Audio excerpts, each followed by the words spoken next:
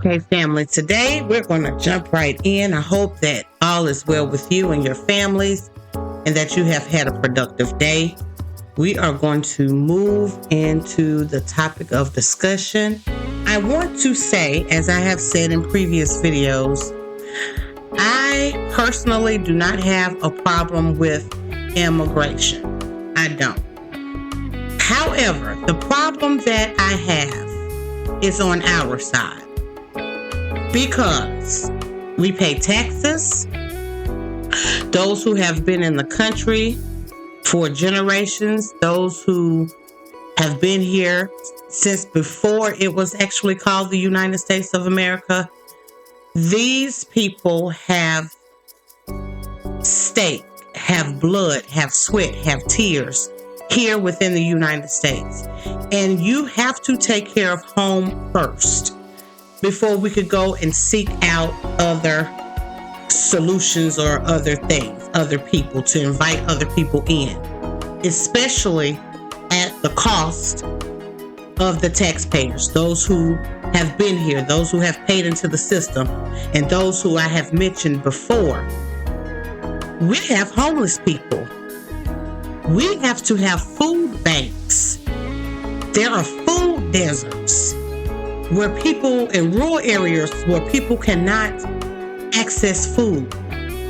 There is someone right now, as I am speaking, here within the United States that is a citizen who is hungry. It is now fall or autumn, and it gets cooler at night. And there are many Americans that are sleeping outdoors in tents, that are sleeping in their cars, that are sleeping with people that they know. It's critical out here. And to bring in a massive amount of people and the family isn't straight, the family hasn't been taken care of adequately, it's a problem. And it all boils down to greed. Some of these companies and corporations want to increase their profits and can care less about Americans. It's all about the dollar bill and how much they can make.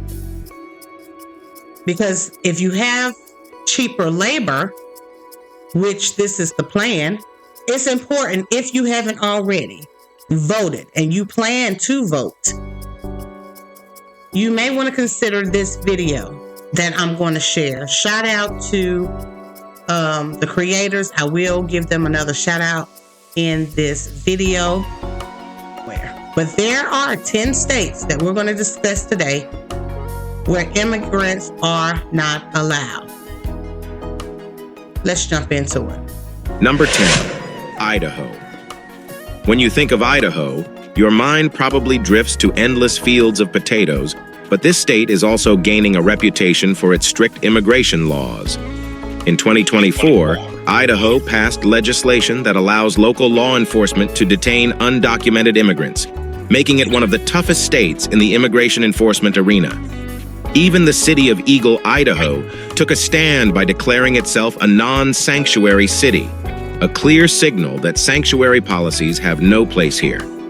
With immigrants making up just 5.7% of the state's population, around 112,000 out of 1.9 million residents, Idaho might not have a large immigrant community compared to other states, but it's solidifying its stance on immigration with these bold moves. Let me give a shout out to virtual travel for this video. Number 9, Arkansas. Arkansas may be known as the natural state, but when it comes to immigration policies, it's anything but welcoming. In 2019, Arkansas made a bold move by cutting off funding to sanctuary cities, signaling that it wasn't going to offer safe havens for undocumented immigrants. This decision put Arkansas firmly on the map as one of the top 10 states where immigrants are not allowed in the United States. Governor Asa Hutchinson has been at the forefront of this movement, making it clear that Arkansas isn't interested in offering sanctuary. With 5.3% of the population being immigrants, about 162,000 people out of the Pause right quick. In this Bill Clinton's state, Arkansas, you see how he's not allowing that to happen? Because yes, he still has power. He has power to get on the microphone and to give his opinions about this election. But he's not fighting for his state to have more immigrants in their state, to produce more revenue in his state. Let's continue. The state's 3 million. Arkansas is pushing forward with its anti-immigrant stance, focusing on policies that limit protections for undocumented individuals. Number 8, Arizona. Arizona has long been at the center of the immigration debate with its controversial SB 1070 law, passed in 2010, often referred to as the Show Me Your Papers law. This legislation empowered local law enforcement to check the immigration status of anyone they suspected of being undocumented during routine stops. It didn't take long for the law to spark national outrage, with critics labeling it as racial profiling in disguise. While the U.S. Supreme Court eventually struck down parts of the law, the message was clear. Arizona was taking a hardline approach on immigration enforcement, with about 13.22% of Arizona's population being foreign-born, over 900,000 out of the state's 7.4 million residents. The state has a significant immigrant community. Many of these immigrants contribute heavily to Arizona's booming industries like agriculture, construction, and tourism. But despite their vital role in the state's economy, Arizona's laws have consistently made it difficult for undocumented immigrants to live and work here. Supporters of Arizona's immigration policies argue that they're necessary for maintaining border security and protecting jobs for U.S. citizens. But critics warn that these laws create an atmosphere. That's the thing. Make sure home is taken care of first. Once that is established, then you can bring other people in. Let's carry on. Number 7, South Carolina. South Carolina may be steeped in rich history, but it's also a state that's known for its firm stance on immigration. Back in 2011, South Carolina passed SB 20, one of the strictest anti-immigrant laws in the nation. This law required police officers to check the immigration status of individuals they stopped, drawing comparisons to Arizona's infamous SB 1070. The legislation sparked national controversy, leading to legal battles that blocked some of the more extreme provisions. However, even with parts of it halted, South Carolina remains a state that's decidedly anti-sanctuary. With 5.9% of its population being foreign-born, that's about 316,000 people out of 5.2 million, South Carolina isn't one of the most diverse states, but it still keeps a tight grip on its immigration policies. Number 6, Tennessee. The South is not playing. The South is not playing. And I believe the only reason why North Carolina has open borders, so to speak, is because we have a Democratic governor. But South Carolina plays no game. That's where my family is from my grandmother and grandfather who picked cotton on the fields, and my grandmother is still living, to my great-grandparents, to their parents, and so forth. South Carolina does not play. And let's see what Tennessee has to say. Probably not much different. Tennessee may be known for its country music and mouth-watering BBQ, but it's also making noise in the world of immigration enforcement. In July 2024, the state passed SB 2576, a law that requires local police to check the immigration status of individuals during routine stops or arrests. The law's intent is clear.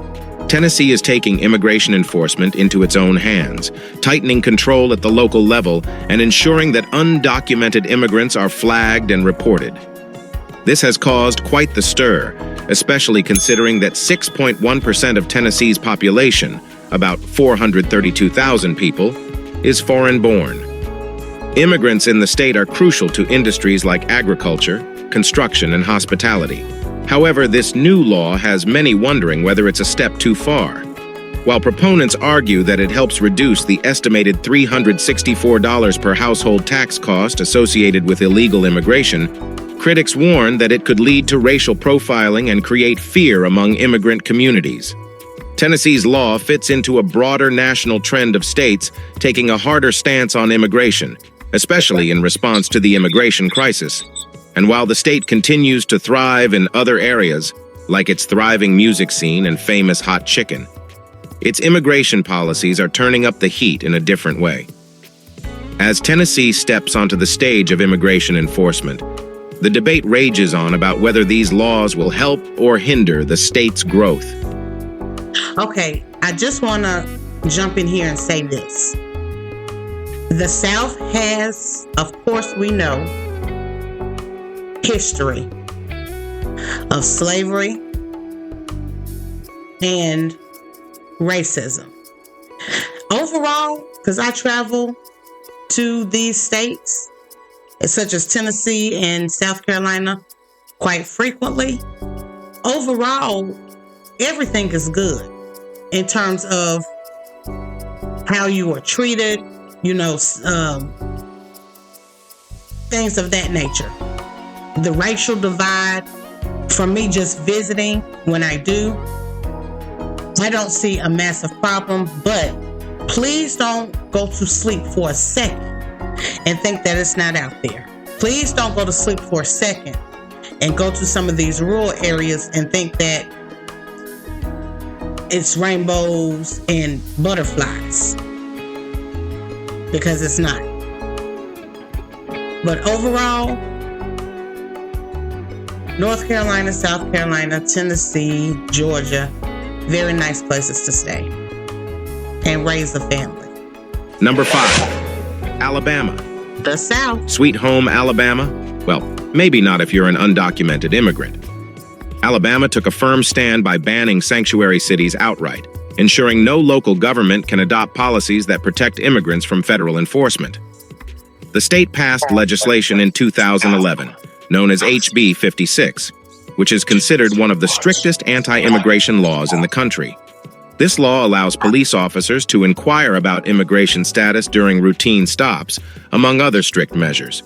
So it's clear, Alabama doesn't plan on offering any safe harbor for undocumented immigrants.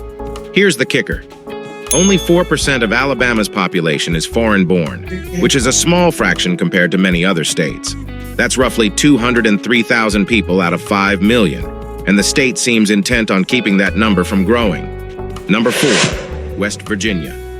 West Virginia, known for its breathtaking mountains and coal mines, has also made a bold move in the immigration debate.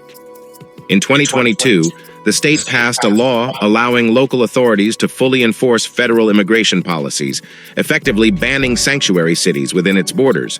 While the measure has garnered support from those who argue it protects local jobs and enhances public safety, it's also raised concerns about the state's already dwindling population. Here's the twist. West Virginia isn't exactly swarming with immigrants. In fact, less than 2% of its population is foreign-born, making it one of the least diverse states in the country. Of the roughly 1.7 million people living in the state, only about 28,000 are immigrants. Number 3, Texas. Everything really is bigger in Texas, including its immigration policies.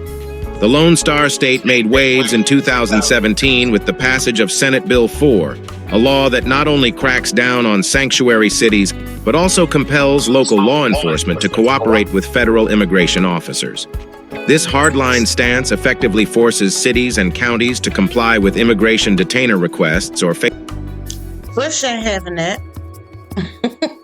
face penalties. For those cities hoping to be more immigrant-friendly, this law was a game changer, or as Texans might say, it put the brakes on any sanctuary talk. Governor Greg Abbott took things a step further in 2022, launching a controversial program to bus asylum seekers to cities in other states, a move that grabbed national headlines. But with 17.2% of Texans being foreign-born, that's about 5.1 million people, this law hit hard. Texas is home to one of the largest immigrant populations in the country, and many are woven into the fabric of the state's economy, especially in sectors like agriculture, construction, and tech. While supporters of Senate Bill 4 claim it enhances public safety and enforces the rule of law, critics argue that it increases racial profiling and harms immigrant communities. Number 2, Iowa. Iowa isn't just about cornfields and caucuses. It's now making headlines for its firm stance on immigration. In recent years, Iowa passed a law banning sanctuary cities, drawing sharp reactions from both supporters and critics. For some, this anti-immigration move is about enhancing safety and maintaining order, but others argue that it tarnishes the state's friendly Midwestern reputation. With approximately 189,000 immigrants calling Iowa home, making up around 5.9% of the population, this law is no small deal. For many immigrants, it means a harder path to living and working in Iowa, causing some to reconsider their stay. Critics fear that by banning sanctuary policies, Iowa could alienate its immigrant communities, which contribute significantly to the state's economy, especially in agriculture and manufacturing. Although Iowa is far from being a major immigrant hub compared to states like California or Texas, this legislation still sends a strong message. Immigrants may feel less welcome in the land of rolling plains and endless skies.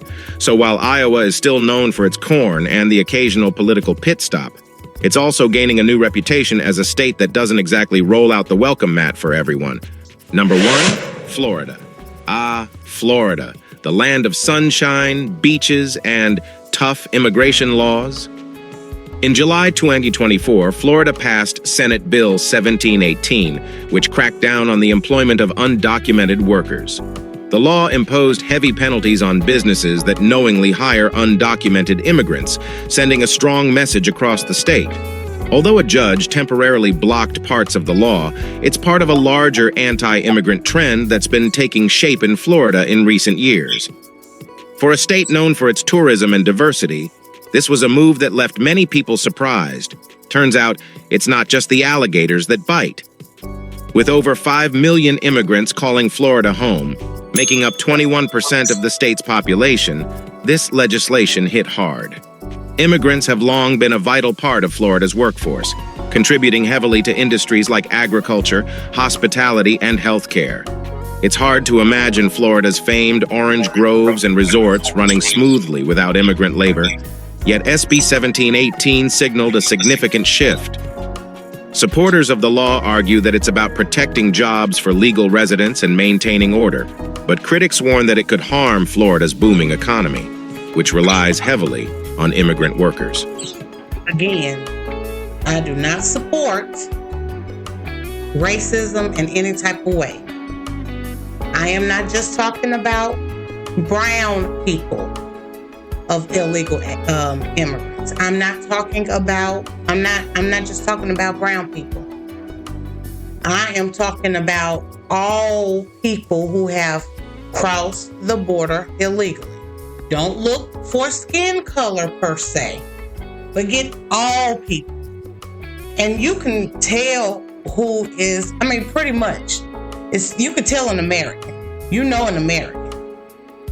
Mannerisms, the way we speak, you know Americans. And not just because of the color of their skin. When it was mentioned, when describing some of these states, that some of these states did not roll out the welcome mat for some of these people, that doesn't mean that you treat people any less than you would treat anybody else. Anyway, let me know what you think. I thought this was very interesting. Again, shout out to Virtual Travel by Brian for giving us this information. Please like, share, subscribe, and comment below. And I will see you in the next video. May the Most High bless.